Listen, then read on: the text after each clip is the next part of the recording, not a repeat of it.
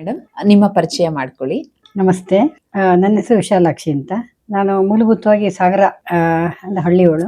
ಸದ್ಯಕ್ಕೆ ಬೆಂಗಳೂರಲ್ಲಿ ಸೆಟ್ಲ್ ಆಗಿದ್ದೀನಿ. ನೀವು ಏನ್ ಮಾಡ್ಕೊಂಡಿದ್ದೀರಾ ಮೇಡಮ್? ನಾನು ಹೌಸ್ ವೈಫ್. ನೀವು ಧ್ಯಾನವನ್ನ ಮಾಡ್ತೀರಾ? ಹೌದು, ಖಂಡಿತ. ಎಷ್ಟು ವರ್ಷಗಳಿಂದ ಮಾಡ್ತಾ ಇದ್ದೀರಾ? ಸಾಧಾರಣ 15 ವರ್ಷದಿಂದ ಧ್ಯಾನ ಮಾಡ್ತಾ ಇದ್ದೀನಿ ನಾನು. ನಿಮ್ಮ ಫೇವ್ರೆಟ್ ಆತರ ಇರ್ಬೋದು, ನಿಮ್ಮ ಮಾಸ್ಟರ್ ಇರ್ಬೋದು, ಯಾರು ಮೇಡಮ್?